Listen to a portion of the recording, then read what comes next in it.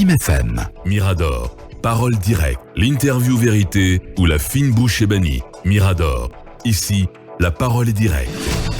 Voilà, tout à l'heure, nous parlions de transferts électroniques devenus monnaie courante en Guinée depuis une décennie, qui sont de plus en plus encadrés. Témoigne donc le décret publié la nuit d'hier portant réglementation des transactions électroniques.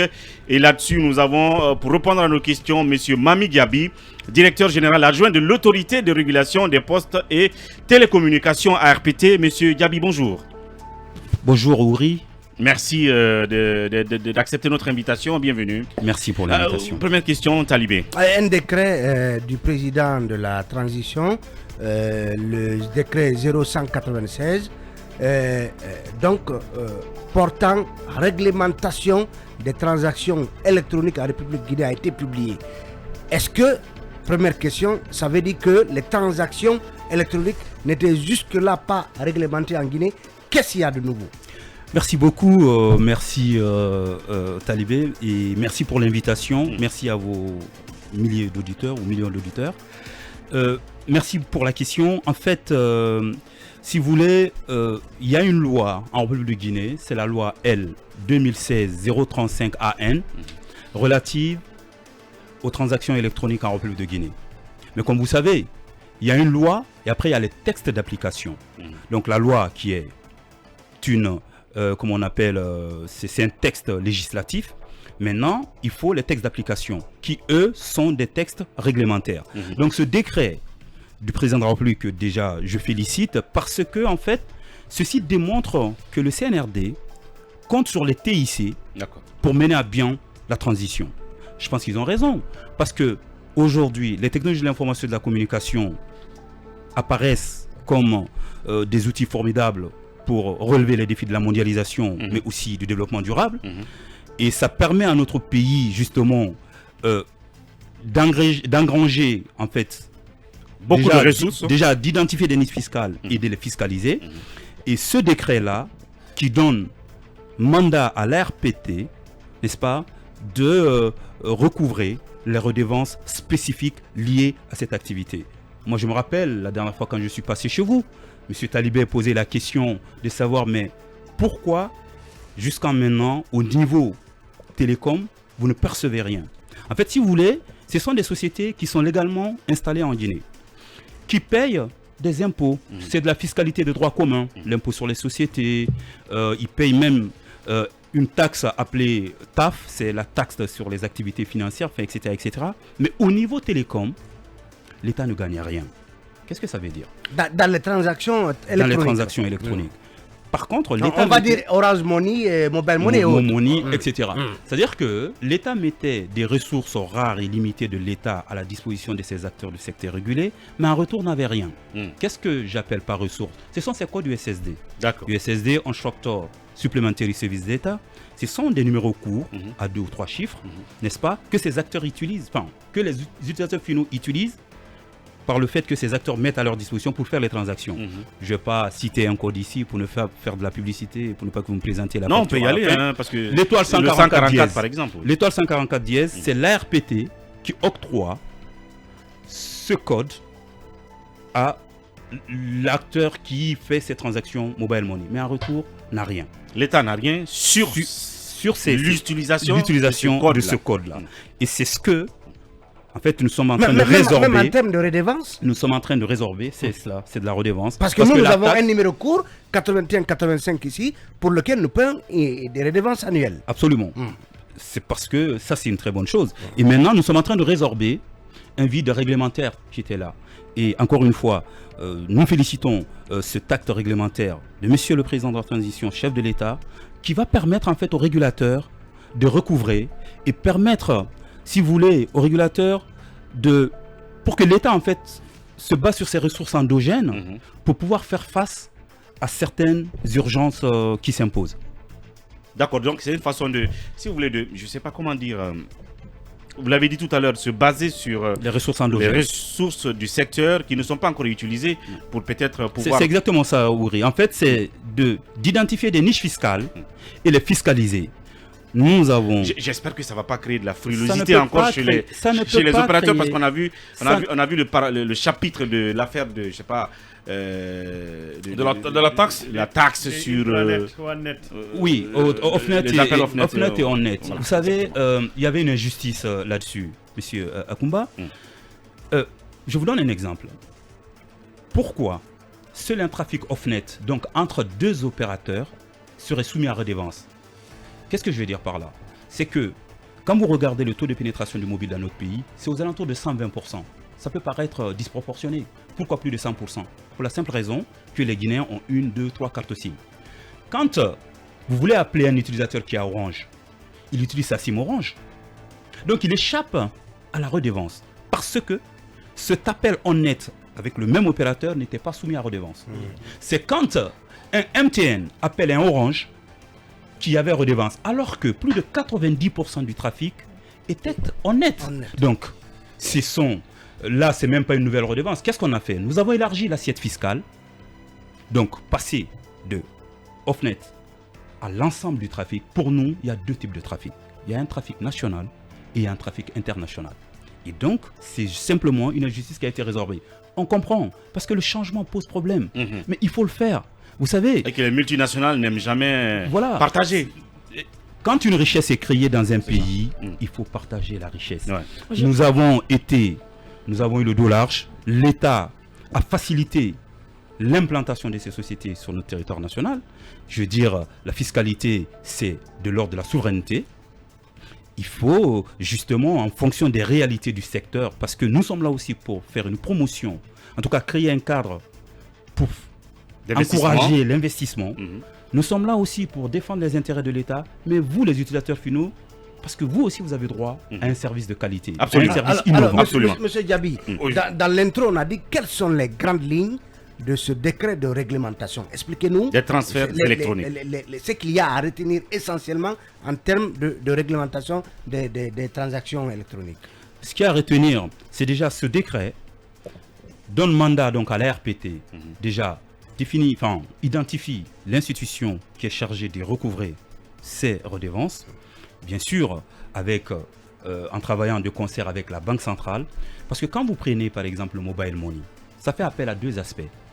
Il y a l'aspect mobile, il y a l'aspect money.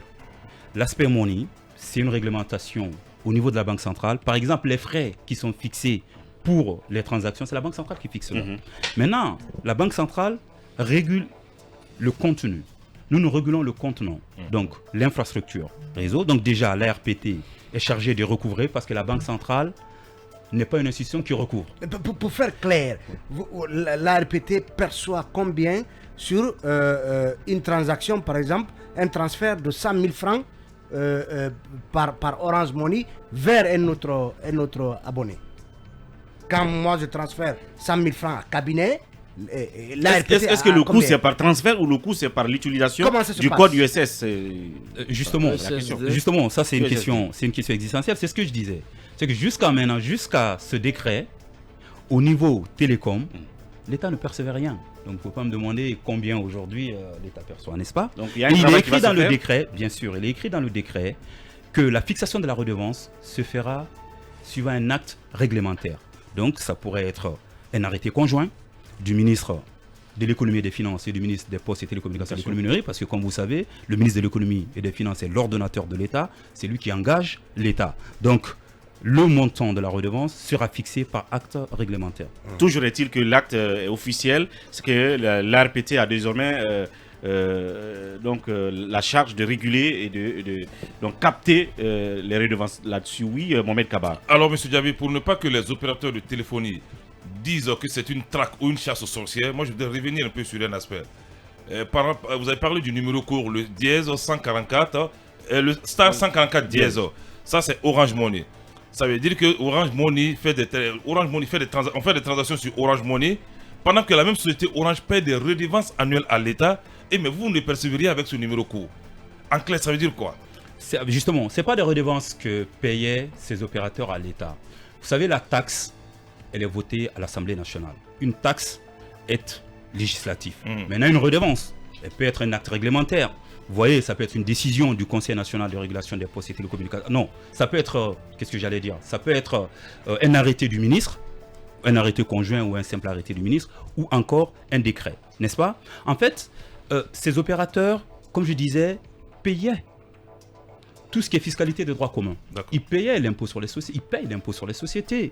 La TVA, même si c'est nous qui la payons, c'est la taxe sur la valeur ajoutée, ils payent une taxe appelée TAF, c'est une taxe sur les activités financières, et tout ça a été recouvré par la Direction nationale des impôts. Mais quand vous mettez une ressource rare de l'État à la disposition d'un acteur du secteur régulé, ceci doit être conditionné par une redevance. Parce que quand vous donnez cette ressource, vous ne pouvez plus donner cette ressource à une autre entité. Et elle est rare, et elle est limitée dans le temps. Il n'y a pas de ressources. C'est comme vos fréquences. 95.3, à un moment, on n'aura plus de fréquences pour de nouvelles radios. Parce que ce sont des ressources qui sont limitées dans le temps. Bien. Donc ça veut dire désormais que l'ARPT, selon ce nouveau décret, a un regard de policier sur les transactions économiques, les transactions de Orange Money, Mobile Money. Exactement. D'ailleurs, l'ARPT est en charge d'auditer ces infrastructures, de certifier de ces transactions. Donc, ce qui veut dire qu'aujourd'hui, d'ailleurs, nous l'avons commencé avant même que le décret ne soit signé par Monsieur le Président de la Transition. Donc, le CNRD aujourd'hui est engagé justement à mettre, en tout cas à utiliser les TIC, ce vecteur de croissance, pour mener à bien cette transition-là. Donc, ce décret nous permet, nous, autorités de régulation, d'avoir des textes juridiques. Parce que le régulateur ne crée pas ses propres textes. Vous voyez? Donc, aujourd'hui, nous avons une vision, nous avons une idée de tous les flux de transactions. Monsieur Akumba, quand vous prenez le taux de pénétration, la bancarisation en Guinée, le taux de bancarisation est aux alentours de 10%. Il est très faible. Comparé au taux d'utilisateurs mobile money, qui est de 40%. Ça veut simplement dire que nous avons 40% de nos concitoyens qui ont un compte mobile money. Donc, avec ces mutations, il faut que la réglementation s'adapte à l'évolution du temps. C'est clair. En réalité, est-ce que vous avez des visées financières précises par an, puisque cela vise également à renflouer les caisses de l'État? Qu'est-ce que vous escomptez, par exemple, au compte de l'année 2022, à travers ces 40%, ces 40% de Guinéens utilisant déjà mobile money, quels sont les recouvrements que vous escomptez faire donc au compte de l'année 2022 par exemple? Ça, c'est une très belle question, mais en fait, quand vous voulez réglementer un secteur, il faut d'abord comprendre l'activité de ces acteurs.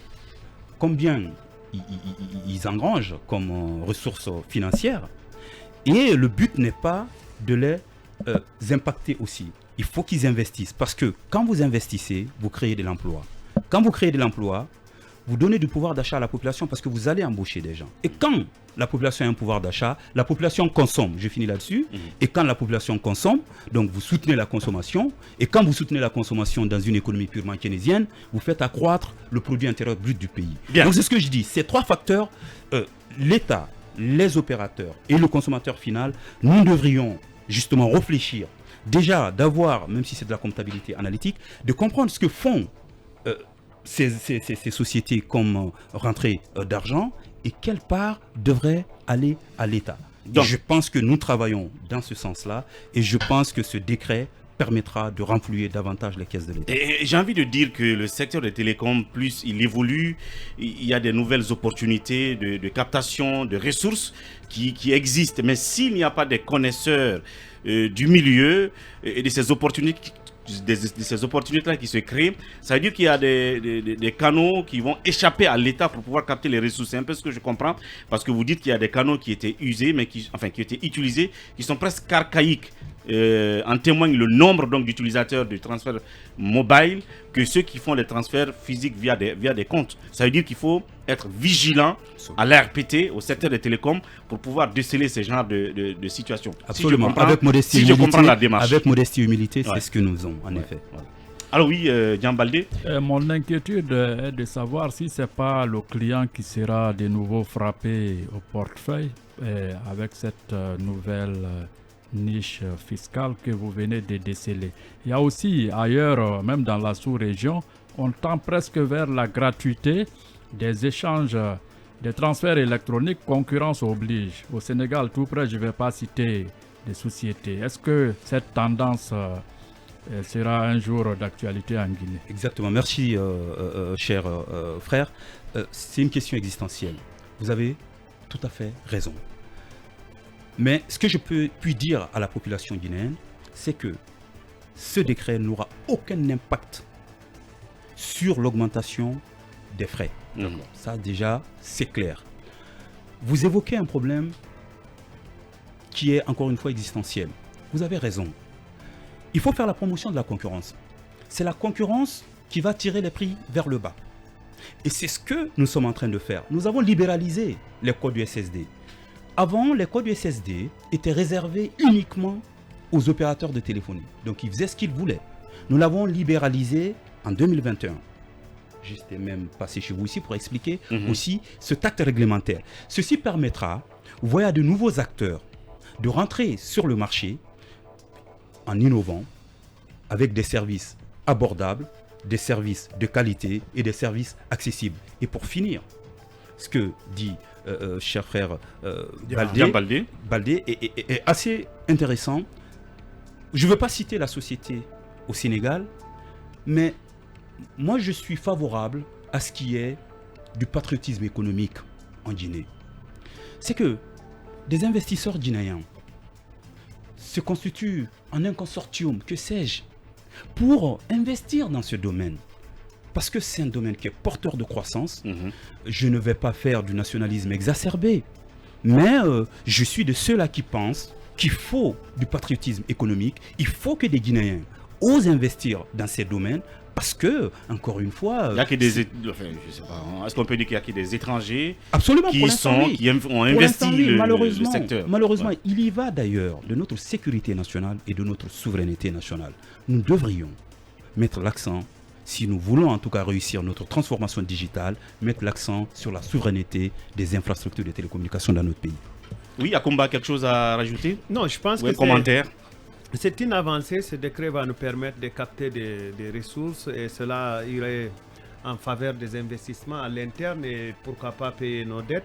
Mais je pense aussi qu'il est vrai qu'il faille être extrêmement rigoureux avec ces entreprises parce que les finances publiques sont dans une phase de mutation où ces entreprises pourront créer leur propre monnaie. Je pense qu'il y a certaines qui seront surpris pour dire qu'il existe déjà. Ces entreprises, quand elles émettent des cartes, vous les grattez, il y a un numéro, c'est de l'argent parce que vous les changez contre de l'argent, c'est leur monnaie. Je pense que c'est bon d'être très rigoureux avec elles, avec les évolutions. Bien. On a appris une indiscrétion nous dit que ce décret semblait si cher au président de la transition que c'est lui-même qui l'aurait déposé à la RTG parce que justement il espère qu'on engrangerait beaucoup d'argent à travers cette réglementation parce que vous n'avez pas voulu donner de chiffres mais des informations disent que par an il y a des transactions électroniques de l'ordre de 5 000 milliards d'Orange Money à Mobile Money. Donc 500 millions. C'est pas que je veux pas donner de chiffres. Bien sûr, encore une fois, vous me réinviterez parce que vous allez donner un chiffre de combien vous allez engranger une fois que vous avez défini le taux qui sera appliqué. Vous voyez ce que je veux dire? Et je vous dis que ce taux sera analysé, discuté. La RPT pourrait proposer quel taux par exemple? Non. En fait, la question, c'est pas... La RPT peut proposer 3% du chiffre d'affaires, la RPT peut proposer 1%. C'est en fonction comment on appelle, de ce que engrangent ces opérateurs-là. Maintenant, ce qui est clair, c'est qu'effectivement, le CNRD, comme je dis, veut mettre l'accent sur les TIC, vous voyez, pour justement mener à bien cette transition. Et je pense qu'ils ont raison. Bien. Ils ont raison. Aujourd'hui, quand vous regardez l'écosystème des radiocommunications dans notre pays, il y a une mutation extraordinaire. Qui l'eût cru, il y a 10 ans, qu'on serait à Conakry, envoyer de l'argent à notre parent à l'intérieur du pays? Qui l'eût cru, il y a 10 ans, qu'on pouvait démocratiser les réseaux sociaux, même si certains l'utilisent à mauvais escient, qui est malheureux, mais ce sont des avancées spectaculaires. Pourquoi nous réussissons à faire tout cela? Parce que quand vous regardez, dans les 10 dernières années, nous avons mis en place énormément d'infrastructures structurantes de télécommunications. Il y a le câble sous-marin qui a atterri. Le câble sous-marin, c'est ce qui ouvre la fenêtre d'un pays à la capacité internationale à l'Internet. Et par après, il y a eu le backbone national fibre optique de Guinée, dont j'ai eu la chance de conduire le projet, où nous avons déployé la fibre optique sur toute l'étendue du territoire national, au fin fond du terroir, dans l'arrière-pays, sur une distance de 4500 km. Donc ce sont des avancées spectaculaires, et je pense qu'il faut continuer dans cette dynamique, il faut tenir le cap, il faut être courageux dans les réformes. On doit s'adapter à l'évolution du monde contemporain. Parce que les agents les acteurs des sociétés de téléphonie ne sont pas pratiquement les seuls, même s'ils sont ceux qui sont nombreux, parce qu'il y a des acteurs privés aussi qui font des transactions. Par exemple, vous en avez ceux qui prennent de l'argent à l'extérieur contre des denrées qui remettent à des familles, mais le tout se passe via des moyens électroniques. Je suis d'accord. L'informel est, bien sûr, il faut faire de la pédagogie aussi à un moment. Vous voyez, leur expliquer qu'en fait, le fait d'être dans l'informel, vous échappez même à des prêts ou des crédits que l'État pourrait mettre en place pour, votre épanouissement, votre développement. Non, voilà, pour aider les entreprises. Quand il y a eu la Covid, l'État avait accompagné les entreprises. Mais si vous n'êtes pas recensé, si vous n'êtes pas identifié, il sera très difficile de vous aider. Donc il faut leur dire qu'en quittant l'informel dans le formel, c'est aussi à leur avantage. Monsieur Mami Diaby, avec beaucoup de pédagogie pour nous expliquer si vous voulez, les détails de cet acte-là. Vous voulez rajouter quelque chose? Très rapidement. L'ARPT aujourd'hui est en perpétuelle rénovation. On nous apprend, monsieur le directeur général, que 50 milliards de francs guinéens ont été débloqués pour rénover, pour changer les carreaux et les vitres. Qu'en est-il réellement? Je tenais vraiment à vous poser de vive voix cette question. Merci beaucoup. Pour recouper l'information. Vous savez, moi je pense que... Peut-être oui ou non, pour qu'on passe rapidement. Non. Maintenant, il y a des questions qu'on ne peut pas répondre par oui ou non. Je pense que c'est une question assez intéressante. Tout à fait. Pour lever tout équivoque, la rénovation de l'immeuble de la RPT a consisté à faire des rénovations au niveau effectivement des carreaux, au niveau des vitres. Le bureau de contrôle qui a contrôlé les activités de la RPT a, un PV où il reconnaît que ça ne suit pas les normes. La société même qui a construit reconnaît, il y a un PV qu'on a hérité quand on est venu, qu'effectivement, il n'a pas respecté les normes. Je vous rappelle, quand il y a eu la semaine du numérique à la RPT, il y a des vidéos qui circulent. Les carreaux s'est soulevé comme ça. Donc, et à la RPT, il y a une seule société qui est logée parce que l'immeuble ne répondait pas aux normes. Et donc, on a fait appel à un bureau de contrôle qui a aussi déposé un PV pour dire effectivement Veritas comme quoi ça ne suit pas les normes et les standards. Donc, que faire? Laisser dans un état de délabrement total, parce qu'en fait, cet immeuble posait un problème de sécurité.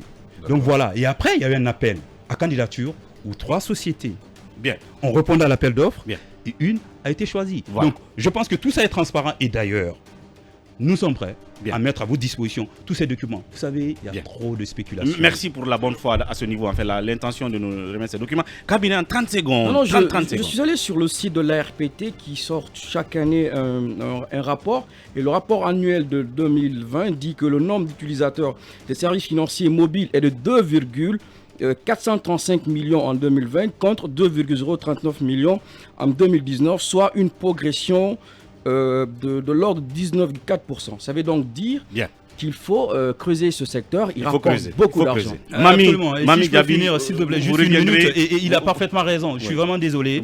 En fait, il a parfaitement raison. C'est qu'aujourd'hui, le secteur est dynamique. Quand vous regardez l'évolution tendancielle des revenus du secteur amenés au pourcentage du produit interbrut, vous voyez qu'il croît en fait au fil des ans.